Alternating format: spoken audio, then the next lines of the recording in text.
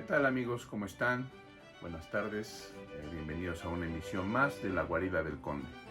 En esta ocasión vamos a darle continuidad a la historia que veníamos contando la semana pasada con respecto a cómo comencé en este asunto de la música, y de paso revisaremos un poco de la historia de la Escuela Superior de Música. Muchas gracias por sus likes, por el apoyo que le han dado a estas cápsulas, al canal, y bueno, si les gusta, suscríbanse y denle like. Los antecedentes de la Escuela Superior de Música se remontan a hace unos 100 años, a un edificio que era propiedad de unos soldados de Hernán Cortés. Allí en la calle de Moneda se daban las clases regulares del conservatorio.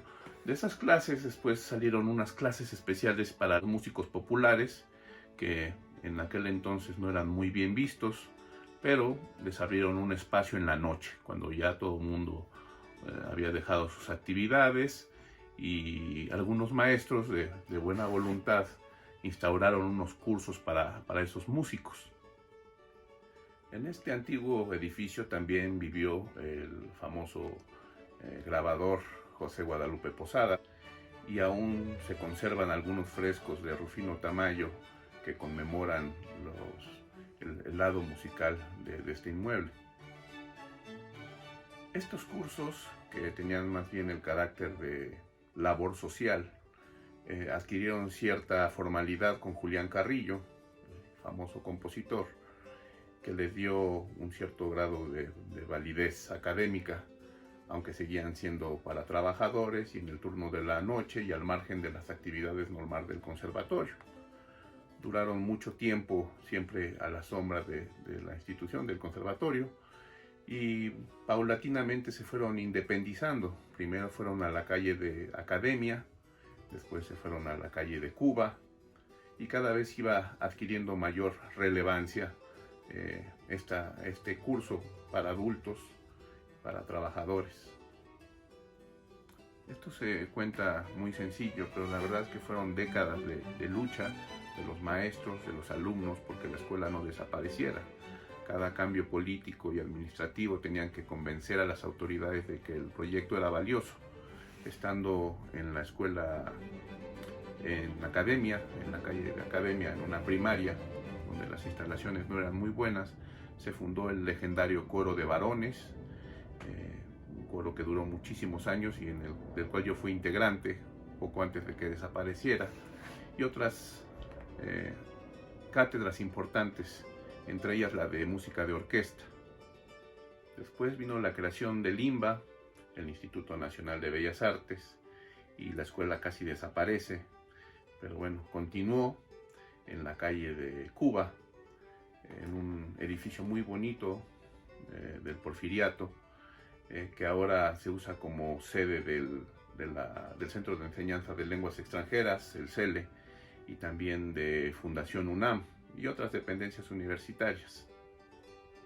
Después de décadas en el centro, finalmente se mudaron a un barrio muy exclusivo del centro de Coyoacán, ahí en la calle de Fernández Leal, ya como escuela profesional. Ya no era un programa social para adultos, ni era en la noche, ya tenían su propio plan de estudios con la opción a titulación. Retomando nuestra plática anterior de mis inicios en la música, recordemos que quedé inscrito al examen de admisión casi por accidente, a pesar de mi disgusto. Y bueno, llegó el momento del examen y descubrí varias cosas. En primer lugar, quedé intimidado por la escuela, por el edificio. Yo estaba acostumbrado a rumbos más bien populares, escuelas primarias y secundarias que parecían reformatorios. Entonces llego ahí y veo una casa impresionante, como una casa embrujada, llena de áreas verdes, fabuloso edificio. Entonces, pues en principio me impacté. Luego vino el asunto de que para el examen yo necesitaba llevar mi instrumento y tocar para que me asignaran algún grado. Yo no tenía ni idea de eso, y yo me presenté con un lápiz y un cuaderno. No tenía instrumento, tampoco sabía que tenía que tener ya un nivel de aprendizaje de música, lo rudimentario de solfeo, que tampoco lo llevaba. Y también descubrí que yo ya estaba muy grande para comenzar a estudiar música, porque la edad ideal son 6 años y yo tenía casi 15 años. Entonces se imaginarán mi disgusto de sentirme que estaba en un lugar en donde no debería de estar. Lo primero que pensé es que ya estaba salvado de la posibilidad de estudiar música, porque con todos esos inconvenientes era sumamente improbable que me quedara. Pero pues no fue así. El sinodal, al ver que no tenía ningún conocimiento, no tenía instrumentos, simplemente me hizo una prueba de aptitudes.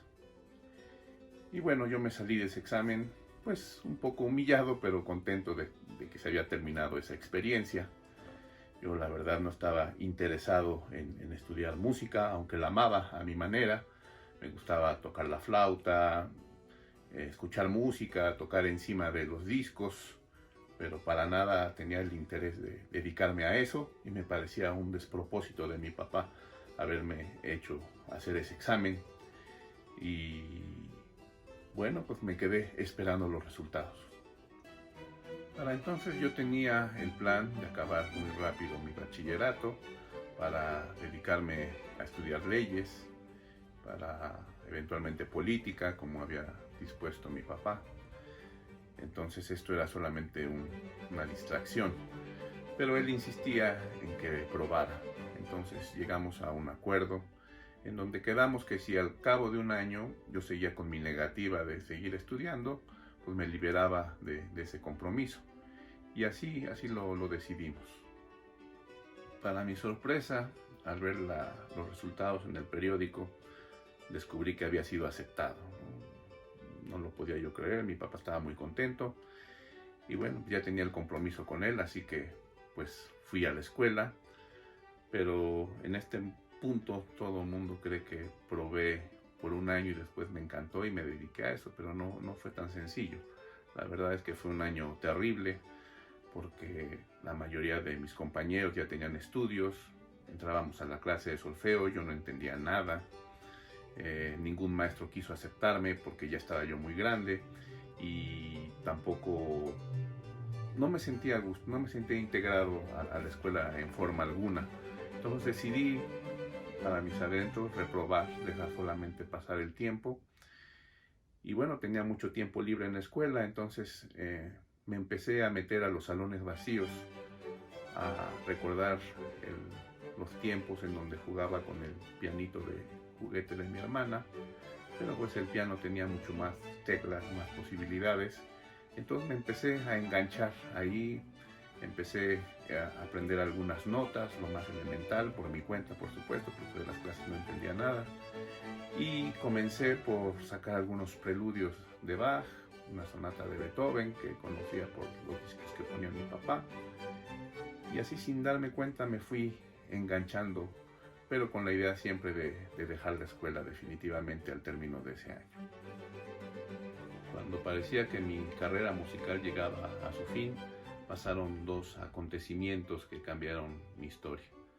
El primero de ellos fue que, bueno, nosotros teníamos muy pocos recursos como para aspirar a comprar un instrumento, pero mi papá se empeñó en conseguirme un violín. Y pues no conseguimos el dinero, pero conseguimos una mercancía de la que vendíamos e hicimos un trueque. Entonces llegó mi primer violín, un violín checoslovaco. Y de nada me servía porque no tenía yo la menor idea de cómo tocar, ni siquiera tenía un maestro en forma. Me tenían solamente en las listas, pero me gustaba pasear con el violín pretendiendo que lo sabía tocar, y ya todo el mundo me ubicaba, siempre con una gabardina y mi violín en la mano. Y el segundo acontecimiento se los voy a contar después porque es bastante más elaborado, pero gracias por seguir la historia hasta aquí.